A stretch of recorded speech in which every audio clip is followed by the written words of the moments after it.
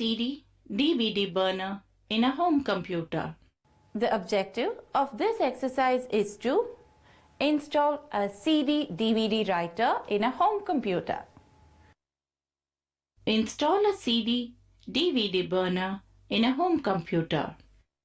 Locate the old drive. Unplug the ribbon cable and power source and remove it. Find the jumper setting at the back of the CD/DVD burner and set it to slave. Jumper settings differ from drive to drive, so consult manufacturer specifications. Insert the new burner in the bay and secure it with screws. Connect the signal cable and the 4-pin power connector. Restart the computer and verify that the burner is recognized and installed correctly.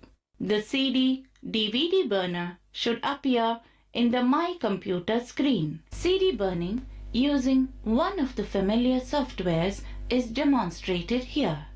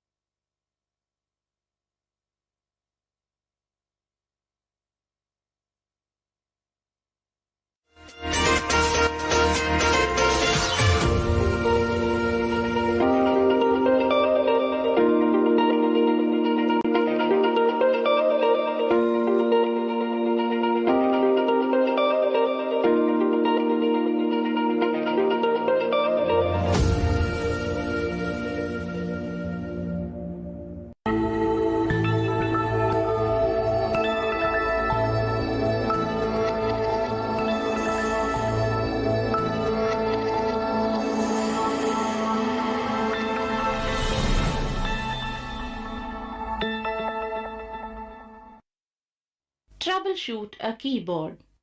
The objectives of this exercise are to troubleshoot a keyboard, view system settings in CMOS, change the boot sequence of your computer.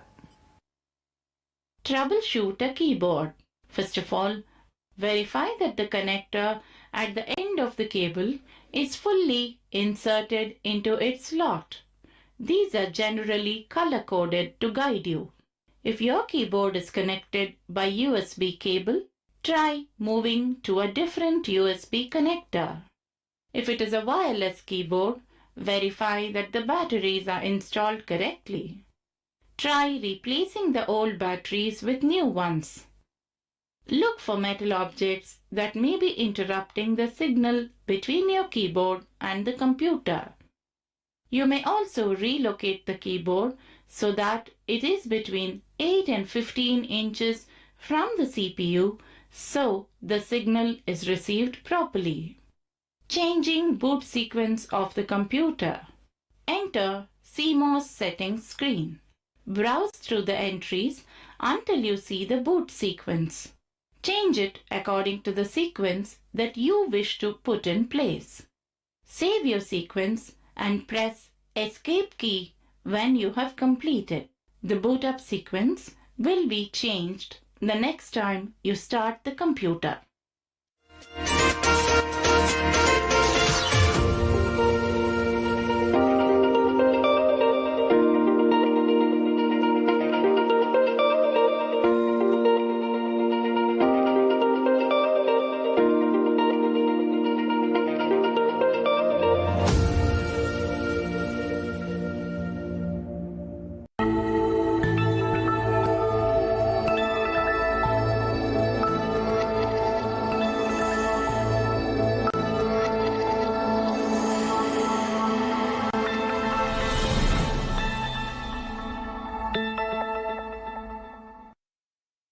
Test a computer motherboard and monitor.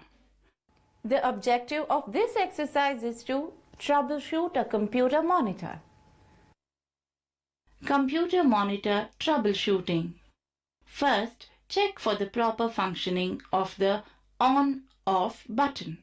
Confirm that the monitor signal cable is fitted firmly. Try turning off your PC and restarting it after 5 minutes. If that does not work, then unplug the power cord of the monitor, wait for a few minutes and plug it back in. To change the monitor resolution, click Display and then click on the Settings tab. Select the monitor that you want to change if you have more than one monitor. Move the screen area slider until your display is set to the resolution or screen size you want. Click Apply to see what the new one will look like. Then click on OK to accept. To adjust color display from Start menu, click Settings, then Control Panel, double-click Display and click the Settings tab. Select the number of colors you want to display.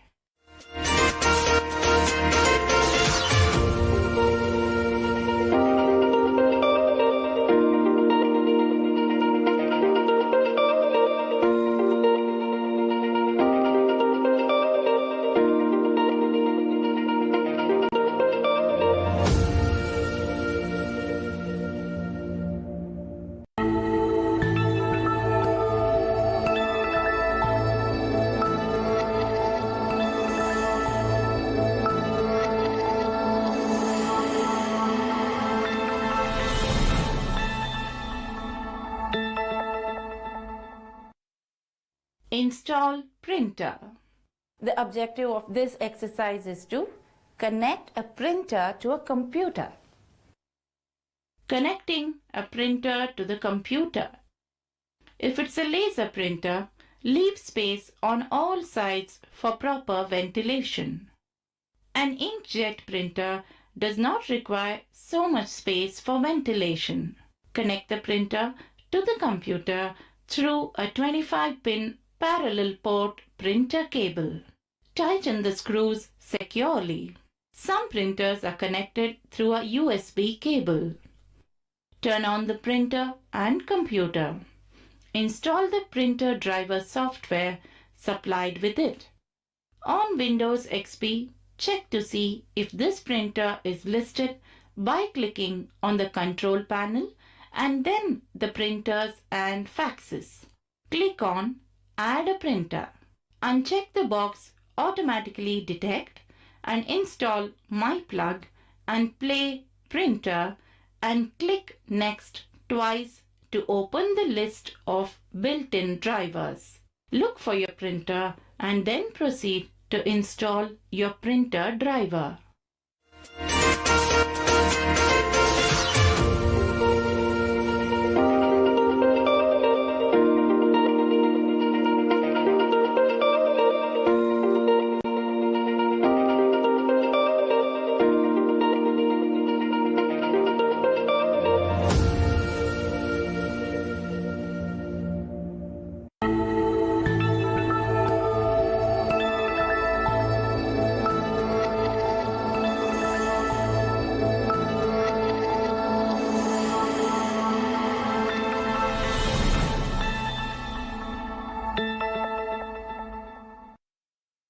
Install Windows XP. The objective of this exercise is to install Windows XP on a computer. Installing Windows XP on your computer.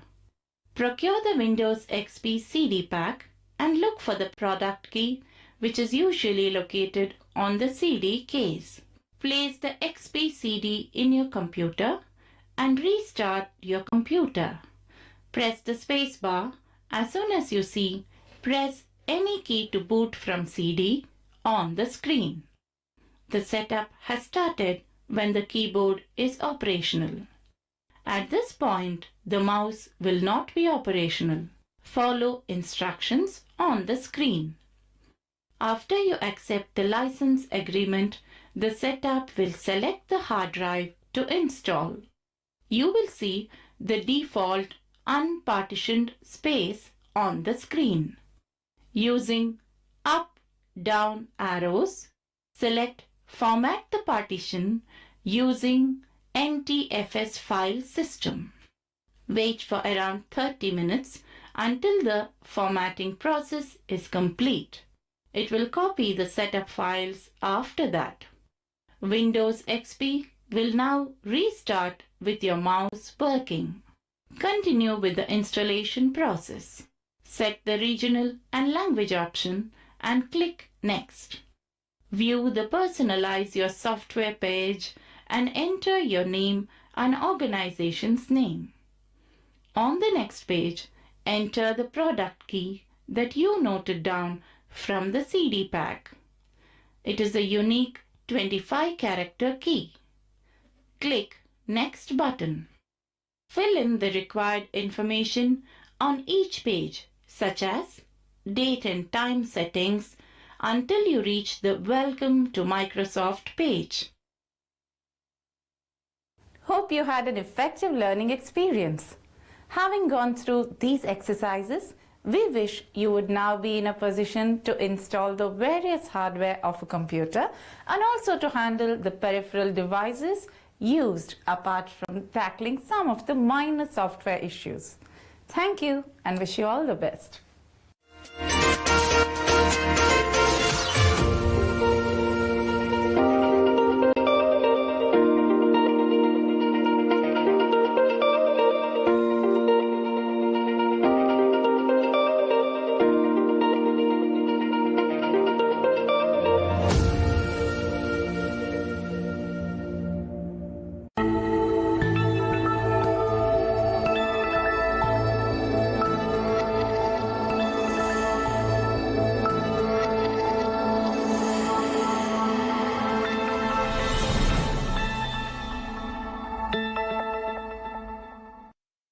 Adjust clutch and brake pedal and riveting brake shoe and clutch lining.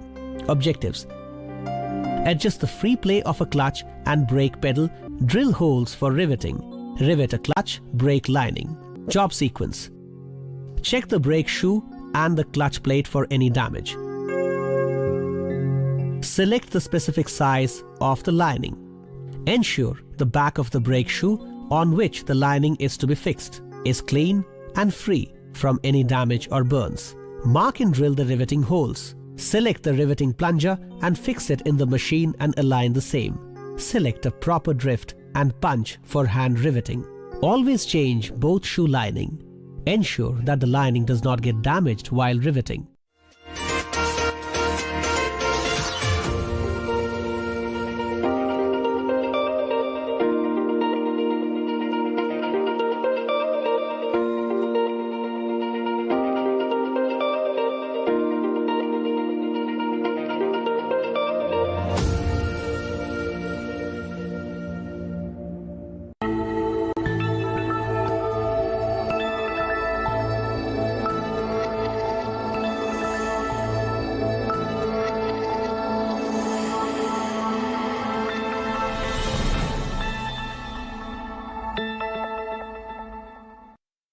Changing engine oil. If the engine is cold, run the engine until it reaches normal operating temperature. Turn off the engine, remove the oil filter cap and drain plug. Drain the engine oil. 3. Tighten the drain plug to the specified torque. Fill new engine oil through the oil filler cap opening. Note: do not overfill. This will cause oil aeration and loss of oil pressure. Checking the brake fluid level. Check the level of the brake fluid in the reserve tank of the master cylinder. The level should be between the max and min mark. If the level is lower than the min mark, add fresh brake fluid up to the max mark. Changing brake fluid. Connect a vinyl tube to the bleeder screw of each wheel cylinder. Put the other end of the vinyl tube in a vessel for receiving the brake fluid. With a vehicle equipped with ABS, refer BR section. Depress the brake pedal a few times. Then loosen the bleeder screw and tighten it after the brake fluid stops flowing. Repeat the above operation until air bubbles are not in the brake fluid. Repeat these steps for the other cylinders. Add fresh brake fluid up to the max level in the reserve tank.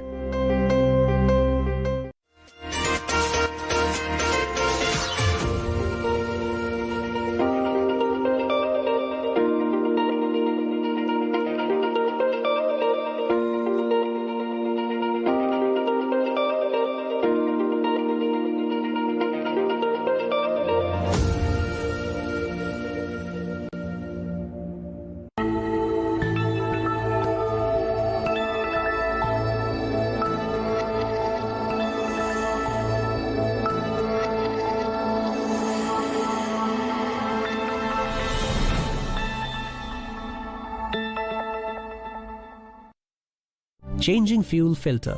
Objectives: change the fuel filter, inspect the fuel lines, check fuel lines for the loose connection, deterioration of damage which could cause leakage.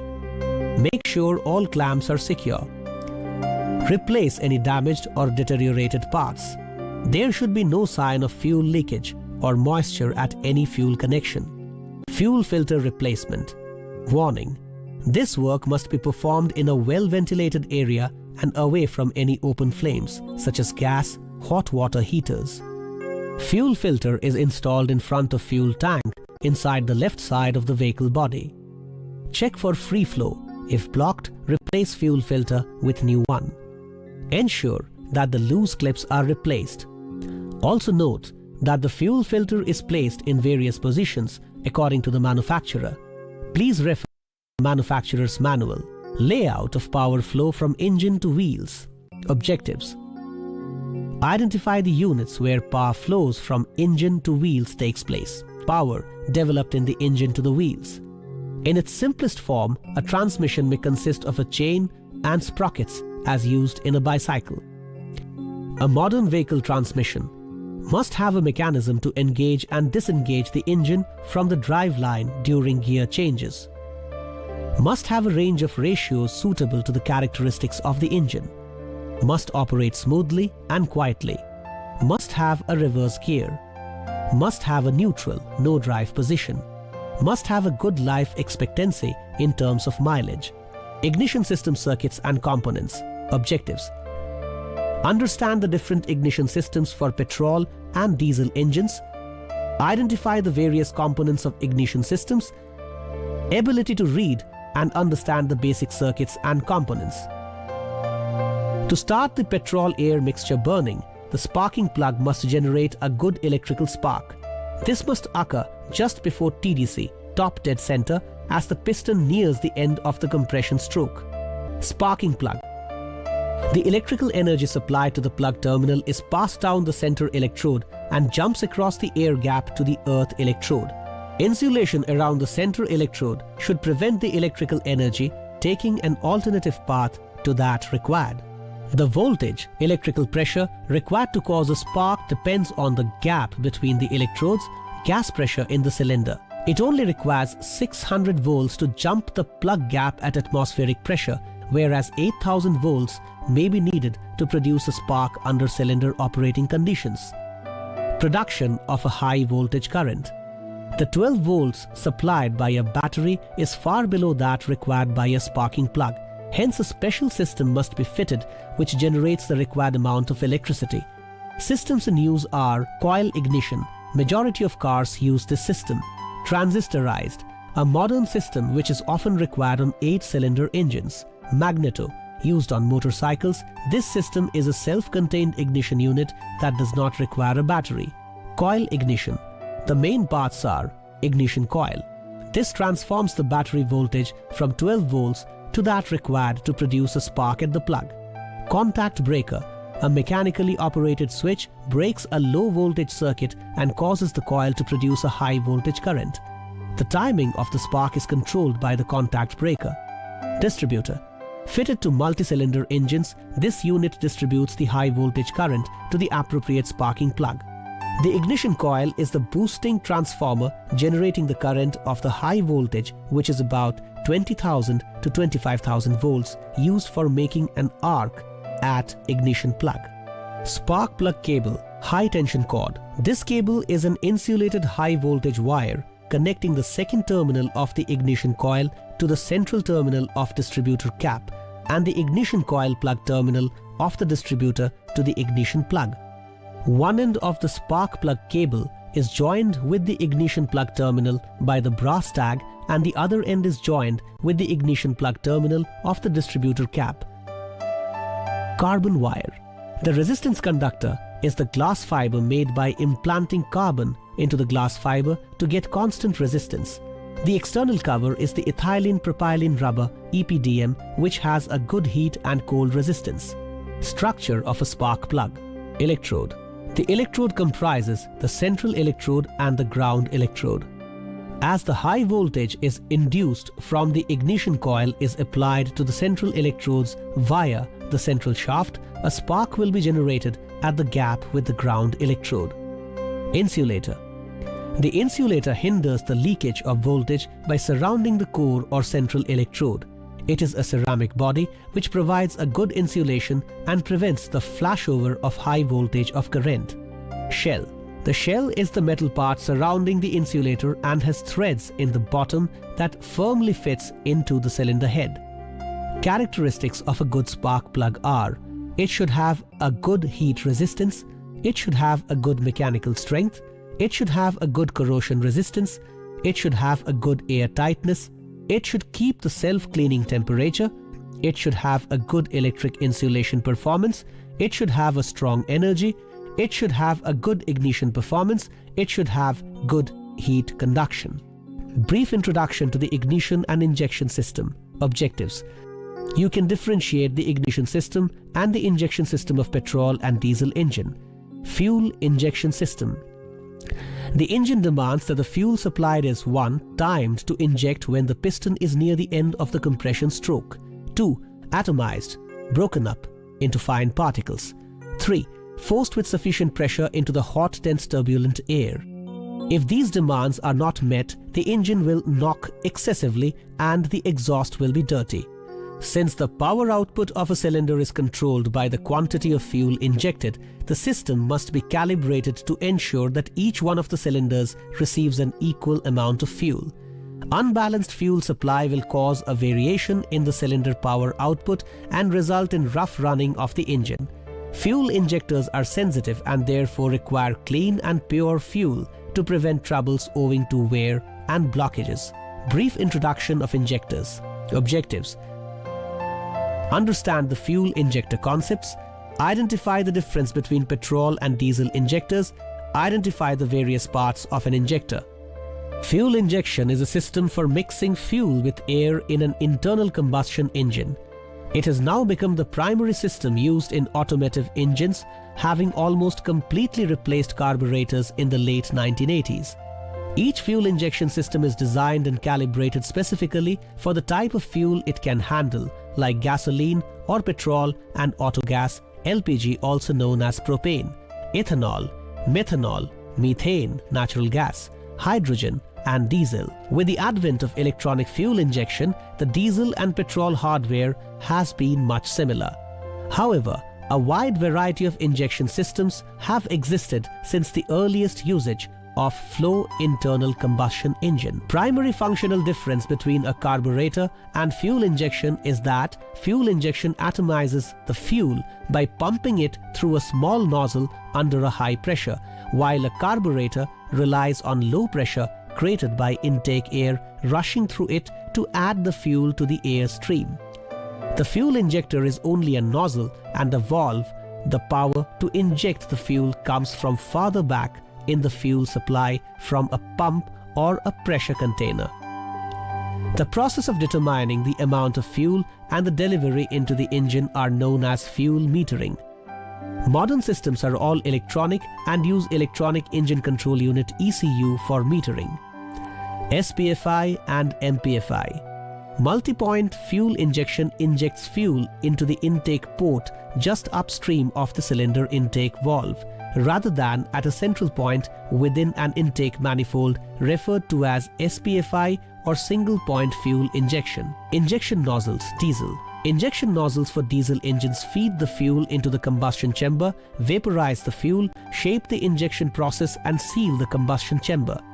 They consist of the nozzle body or nozzle holder assembly and the nozzle needle. The nozzle holder assembly provides pressure-proof mounting in the cylinder head and contains 1 or 2 pressure spring, as well as other components for adjusting the injection pressure. The injector receives control inputs from the ECD to open and close the nozzle needle. Modern fast-switching solenoid valve injectors in commercial vehicles can produce as many as 5 injections per working cycle.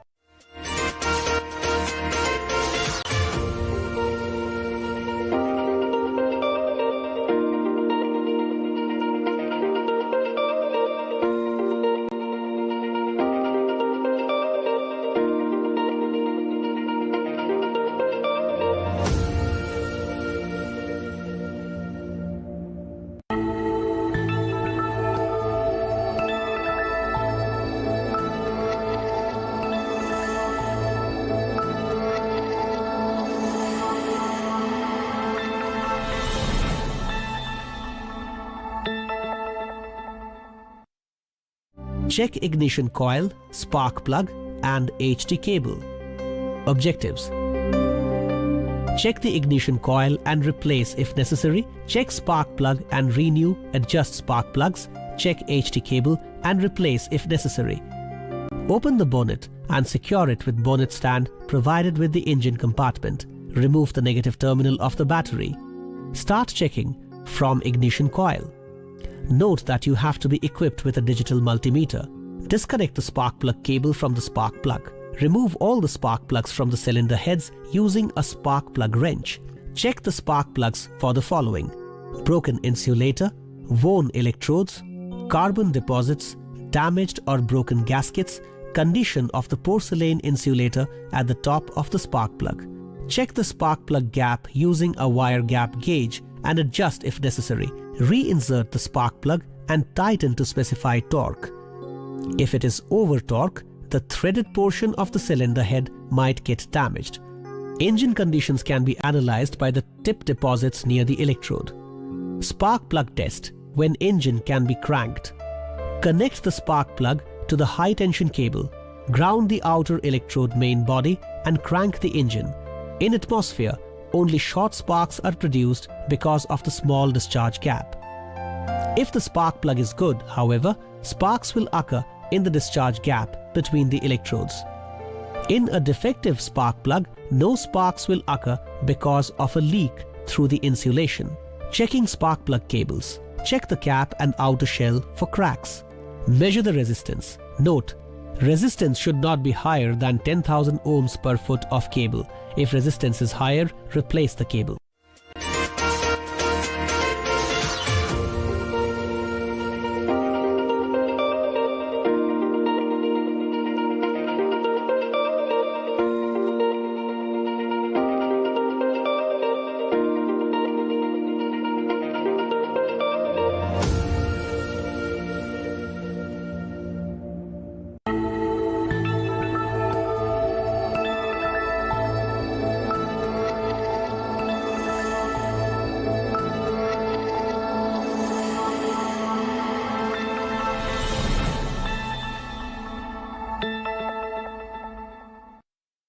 Engine oil and filter change. Objectives: renew the engine oil and oil filter.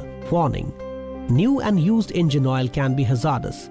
Be sure to read warning in general precaution in section. Before draining engine oil, check engine for oil leakage. If any evidence of leakage is found, make sure to correct defective part before proceeding to the following work. Drain engine oil by removing drain plug. After draining oil, reinstall drain plug and tighten it securely, tightening torque. Loosen oil filter by using oil filter wrench.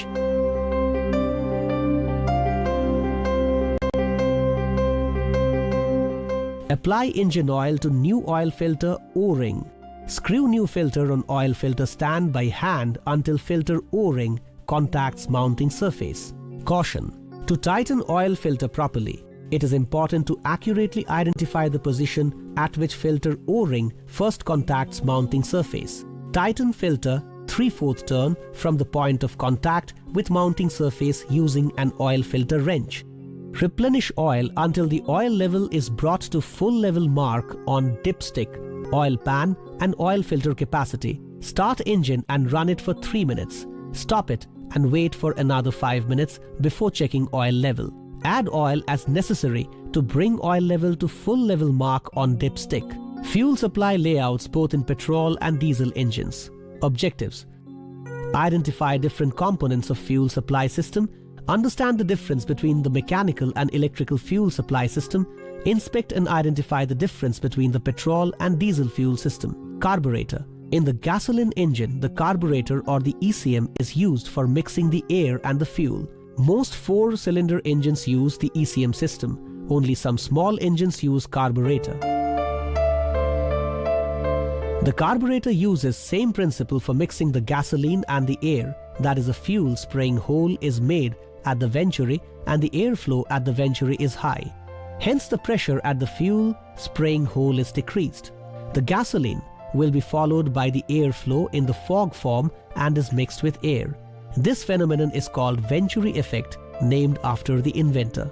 The carburetor has a simple structure and therefore is very economical and has fewer defects. As the modern engines need to enhance the emission, the fuel efficiency and the power output, the conventional carburetor poses many shortfalls.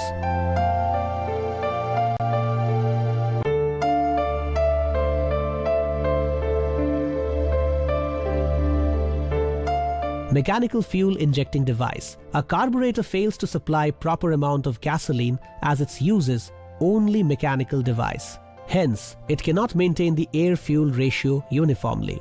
To prevent wastage of fuel and to enhance the engine response, it is necessary to control the injected fuel amount exactly using the predetermined air-fuel ratio. The K-Jetronic invented by Bosch is a new system developed in which the inhaled air amount is measured directly and the gasoline is sprayed to the intake manifold with the optimized air-fuel ratio using the mechanical device. Electrical fuel injection system. The main part of the electrical fuel injection system is the fuel injecting device deciding the amount of fuel to make proper mixing ratio by measuring the inlet air amount. This system comprises the device for measuring the volume of air, the device for injecting the fuel, and the device for controlling these operations. With these devices, it's possible to control the air-fuel ratio precisely. A controller decides the gasoline amount optimized to the driving status and the running condition of the vehicle. This is called as the ECM, Electronic Control Module. By memorizing the data concerning to some combinations of these signals and control method, the computer installed in the ECM indicates the amount of gasoline to be injected based on the operation of the accelerator. The carburetor uses mechanical pump. ECM system uses electrical pump. A regulator and a pressure controller supply the gasoline to the injector after controlling gasoline pressure within the specific range. An injector is used for injecting the gasoline. The injector has a needle valve closing the front of the nozzle so that the valve is opened by passing an electric current to the solenoid to inject gasoline, corresponding with each cylinder. The NPI according to the injecting timing can be classified into point injection, group injection, bank injection. Layout of diesel fuel system. Most engines use a jerk pump which builds up the pressure at the instant that injection is required. The two common types of injection pumps used are inline, a series of separate pumping elements arranged side by side. Distributor DPA, two opposed plungers supply the fuel under pressure to a rotor which distributes the fuel to the appropriate cylinder.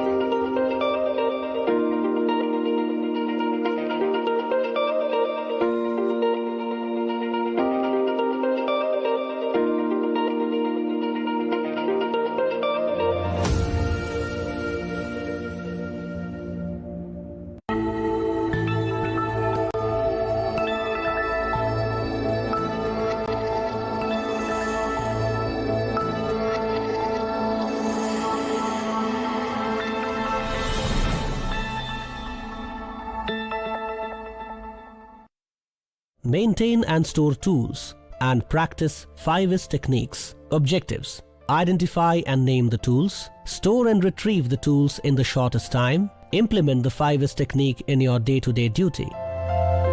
Tool. Place the double-end spanners, ring spanners, combination spanners, screwdrivers, cutting pliers, nose pliers, water pump pliers, hammer, files, hacksaw, feeler gauge, socket wrenches, sockets, wheel spanners, spark plug socket, circlipper, and other tools on the table. Place them in a sequence, enabling you to label them. Write a tag and place near the particular tool design a bore in a drawing chart and have a trial. The reach to the tool should be free from hindrance and time taken should be shortest. Also arrange them neatly in a toolbox equipped with drawer. Ensure that the person who takes out the tool is not injured, as well as less time should be ensured.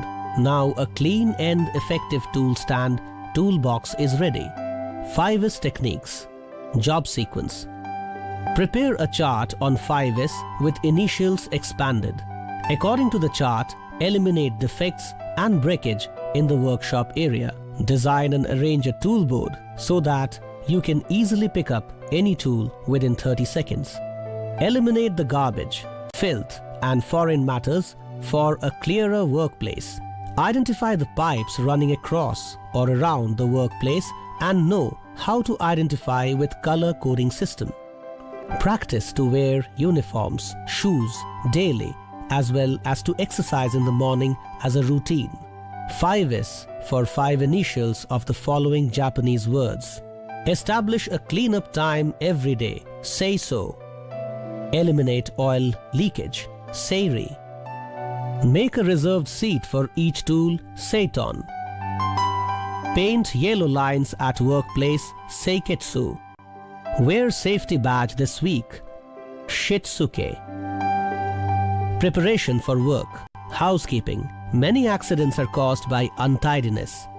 It is our responsibility to protect ourselves and fellow workers by ensuring that all equipments, components, and vehicles are kept in a safe place and in proper condition. Features of a clean workshop. Floor is clean and not slippery. Fire escape routes are not blocked. Easy access to all equipments without having to climb over items not being used.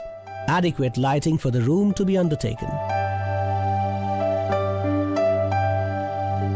Good air quality to maintain a comfortable working environment. Fixed equipment or plants to be maintained in a safe condition. All personnel working in the area to be trained to handle equipments and follow safety procedures. Hand tools. Many cuts and abrasions are caused by defective or misused hand tools. Keep tools in a clean condition. Never use a tool known to be defective. Most hand tools require some force to be applied by the operator. Always ensure stable footing while pulling, pushing, or twisting. Make sure that hand is not trapped should the tool slip or give way. Always use correct size tool for the job.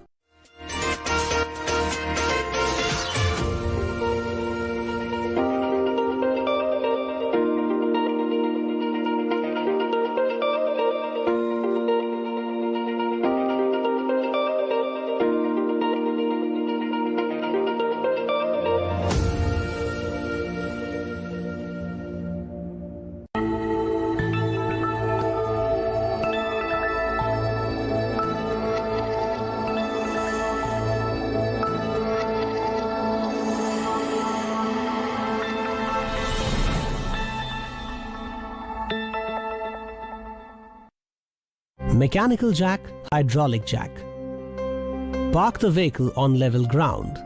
In case of jacking up the front axle, choke the rear wheels and vice versa. Check the free movements of threads in a mechanical jack by hand and in the hydraulic jack and its operations. Place the jack under the vehicle. Rotate the screw gradually and the jack lever and lift the vehicle, and in the case of a hydraulic jack, move the jack's lever slowly so that the axle jacks up without any jerk. Place the support hoses below the chassis frame axle.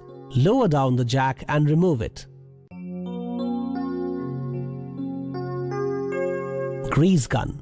Select the greases gun according to the vehicle. Check visually the washer, the grease nipple holder for any damage. Fill up the gun with the specified grease. Close the grease gun and operate the lever till the grease comes out continuously from the nipple with pressure. Use the gun for the required purpose. Oil spray gun. Check visually the oil spray gun nozzle, nozzle holder, operating lever, air hose for any damage. Fill the specified oil in the oil spray gun. Connect the oil spray gun to the air hose connection and operate the oil spray gun. Ensure that the oil is sprayed at pressure. Use the spray gun for the required purpose. Close the air hose connections and take out the oil spray gun. Mechanical press.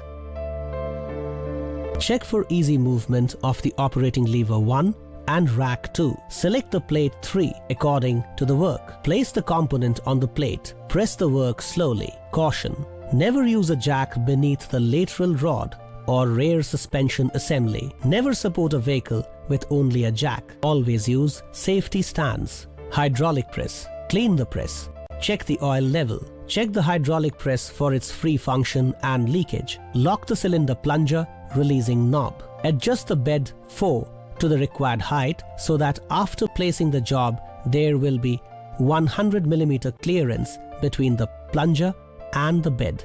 Align the anvil according to the job. Place the job on the anvil. Select the distance piece in such a way that while pressing the shaft, it does not touch the body. Place the distance piece on the shaft bush. Ensure that it does not touch the body. Operate the low pressure lever and make the plunger to have a contact on the job. Operate the heavy pressure lever. Observe the load on the gauge and the job simultaneously. Ensure the job comes out gradually. If the load exceeds more than the specified limit, stop pressing. After finishing the job, loosen the plunger, releasing knob. Remove the job and clean. Nomenclature of different parts of vehicles and their locations. Principal components. Motor vehicles are made up of many separate items. These are fitted together to make units or components which in turn are mounted into either a frame or body shell to form a chassis. The chassis comprises following items. Frame or body shell forms the skeleton of the vehicle. Engine acts as the power unit. Transmission conveys the drive to the vehicle. Suspension absorbs the road shocks. Steering controls the direction of movement of the vehicle. Brakes slows down or stops the vehicle. Electrical equipment provides lighting, engine starting, and other driver needs. Motor vehicle basic principles. A.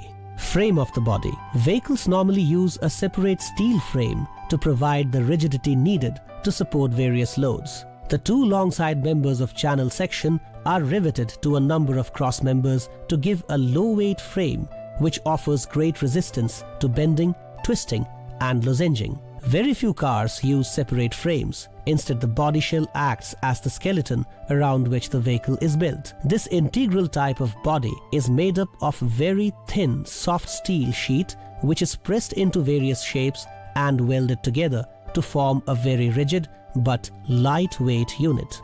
Engine. The internal combustion engine is most common. This obtains its power by burning a liquid fuel inside the engine cylinder. There are two types of engines: spark ignition, diesel, also called as compression ignition engine. Damage will result if an engine is run on incorrect fuel. Both the engines are called heat engines. The burning fuel generates heat, which causes the gas inside the cylinder to increase its pressure and supply power to rotate a shaft connected to the transmission. Transmission. The transmission system applies to the components neither to transfer the drive from the engine to the road wheels. The main components and their purposes are: clutch, to disengage the drive, to provide a smooth take-up of the drive; gearbox, to increase the turning effort, torque applied to the driving road wheels, to enable the engine to operate within a given range of speed irrespective of the vehicle speed; to give reverse motion of the vehicle; to provide a neutral position so that the engine can run without moving the vehicle; final drive, to turn the drive through 90 degrees; to reduce the speed of the drive by a set amount to match the engine to the vehicle; Differentials. To allow the inner driving road wheel to rotate slower than the outer wheel when the vehicle is cornering, whilst at the same time it ensures that the drive is applied equally to both the wheels. Suspension. The suspension covers the arrangement used to connect the wheels to the body. The purpose is to prevent large shocks caused by the wheels striking bumps on the road being passed to the passengers and components, avoiding discomfort and damage. There are two types of suspensions. 1. Beam axle. In this type of suspension, the two wheels are mounted onto an axle which is connected to the chassis frame by strong springs.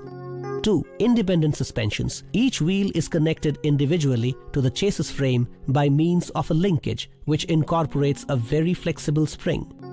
Steering. This is achieved by turning the front wheels. The clearance required for this movement controls the layout of a car in respect to the seating arrangement. A large force is needed at the road wheel to steer or turn the vehicle onto a new course, so a system of levers is provided between the steering wheel and the road wheel. Brakes. A brake is provided at each wheel to enable the driver to reduce the speed of the vehicle. To withstand the high temperature of the rubbing or friction, materials are made from an asbestos compound. The brakes may be of drum or disc type. Most systems are hydraulically operated. Electrical equipment. Electrical power to operate the numerous component is supplied by a generator driven by the engine, battery when the engine is stationary.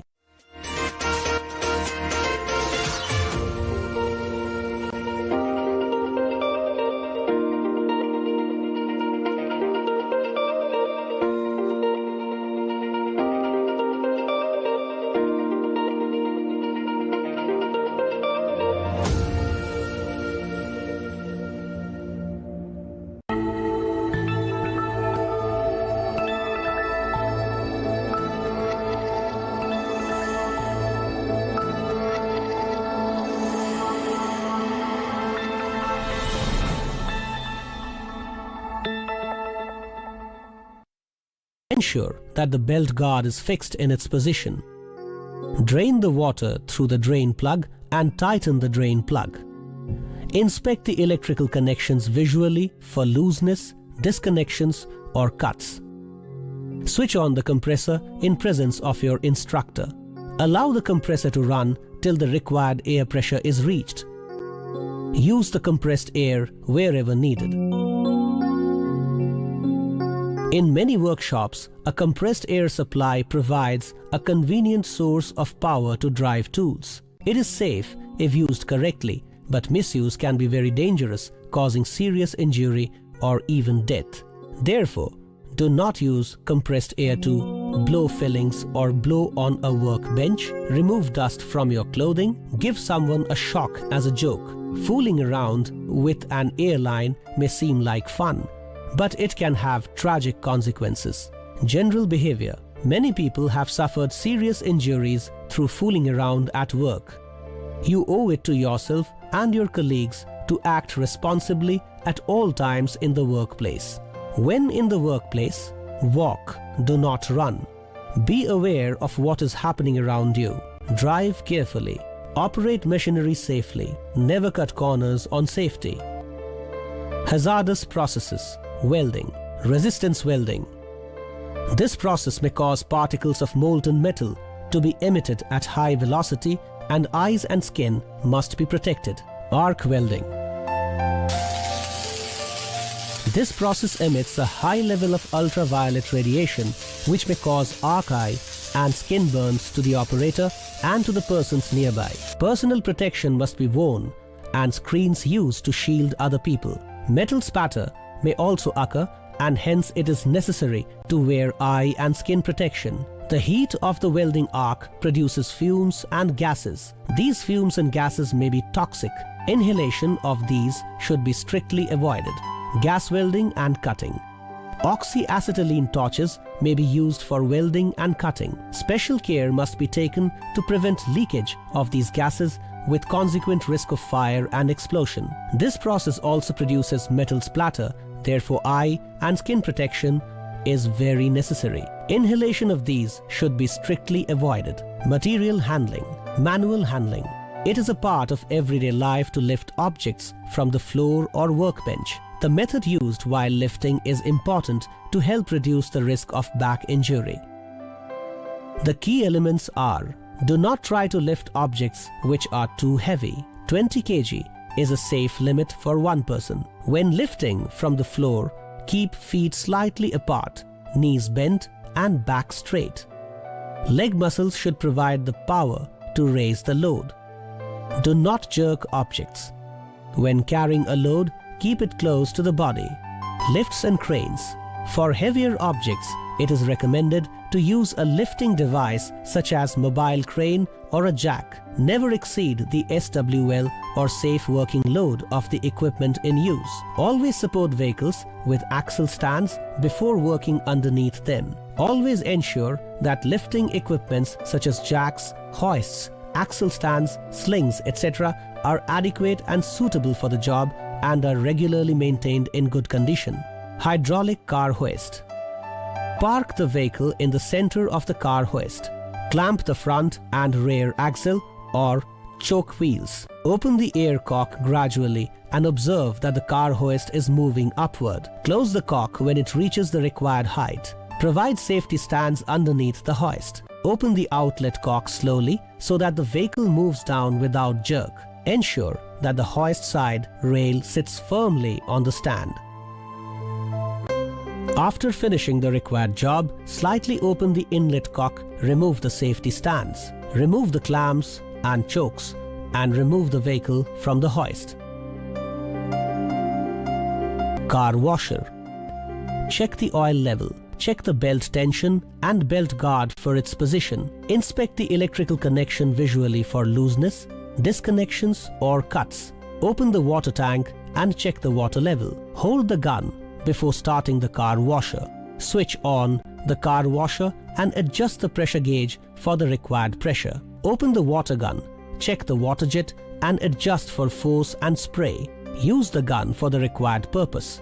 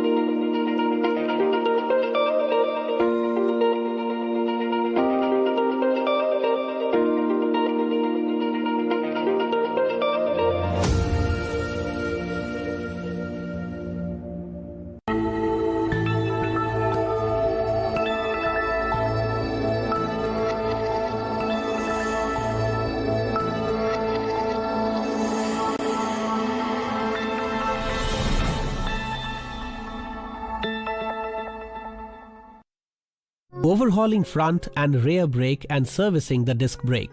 Job sequence. Front brakes. Choke the rear wheels, loosen the front wheel nuts. Remove the grease cap. Remove the cotton pin. Loosen the axle nut.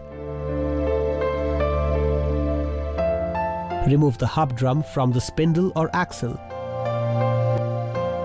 Take out the oil seal and inner bearing from the axle. Remove the brake shoes, primary and secondary. Remove the adjuster wheel. Remove the parking brake cable and strut. Inspection. Check the lining for ear and crack.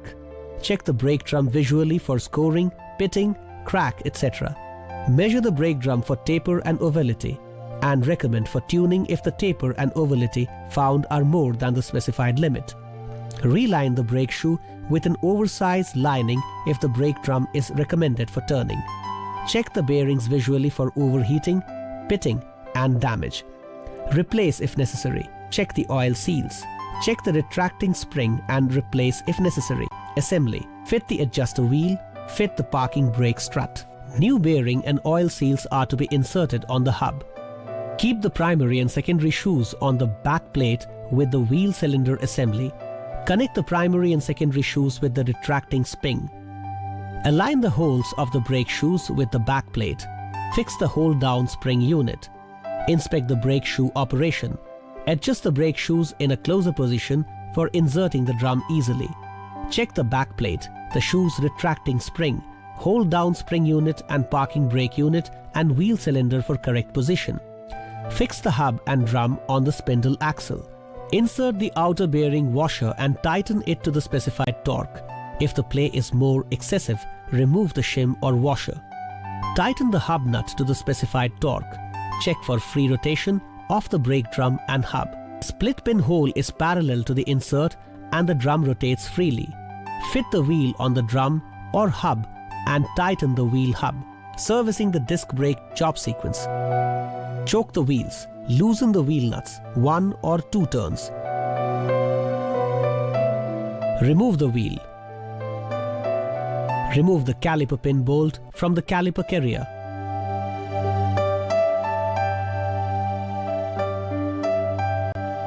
Remove the carrier bolt from the caliper holder. Remove the cylinder slide bush. Remove the disc brake caliper and carrier. Remove the disc brake pads. Dismantle the brake caliper. Remove the bleeder dust cap. Remove the bleeder screw. Disconnect the brake pipeline.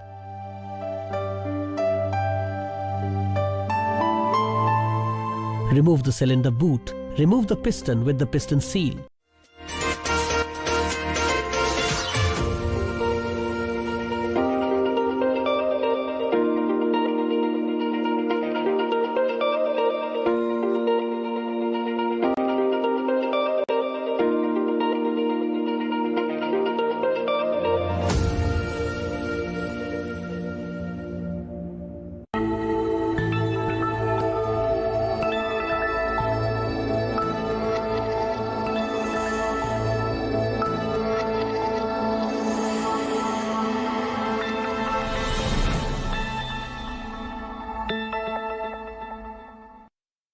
Procedure for repairing the punctured tube objectives. Remove, repair and refit a punctured tube with essential tools. Job sequence. Check the valve core for leakage with soap water. If bubbles are found, it is inferred that there is a leakage.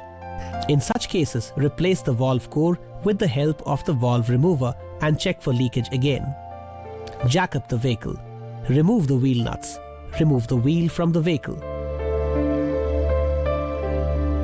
Insert the tire lever in between the disc and the beading and force out the tire from the disc without damaging the tube and the beading area of the tire. Care should be taken not to insert the tire lever fully inside the disc to avoid damage to the tube. Repeat the steps on the other side of the tire for separating the tire beading from the disc. Remove the tube from the tire. Inflate the tube at a pressure of about 3 to 5 pounds per square inch. Dip the inflated tube in the water tub. Notice bubbles arising out of the punctured area. Mark the punctured area using a marking material. Clean the punctured area with woodruff file. Apply vulcanizing cement on the punctured portion. Place a piece of vulcanizing raw rubber on the punctured area. Clamp the punctured area on the vulcanizing equipment. Switch on the vulcanizing equipment for about 15 minutes. Allow the tube to cool down for about 15 minutes. Unclamp the equipment and remove the tube. Inflate the tube with low pressure of 5 to 10 pounds per square inch. Replace the tube if found irregularly bulged. Dip the repaired tube in the water tub and check for any leakage. Check the tire inner area for nails, stones and damages. Insert the tube into the tire.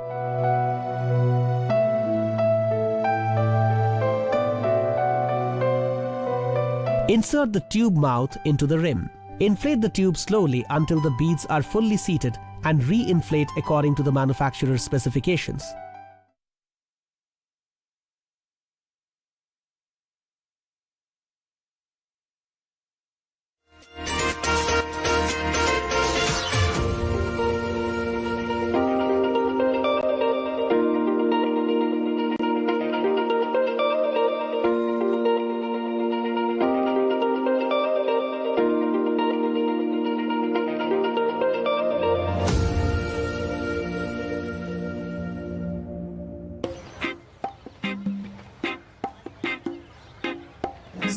साथ साथ live share करने का plan है क्या? बहुत खूब, लेकिन एक चीज शेयर मत करना, सीक्रेट सीक्रेट ही रहने देना। नहीं नहीं, एक्स कजन के बारे में थोड़ी ना बता सकता हूँ। ब्रेकअप कर ले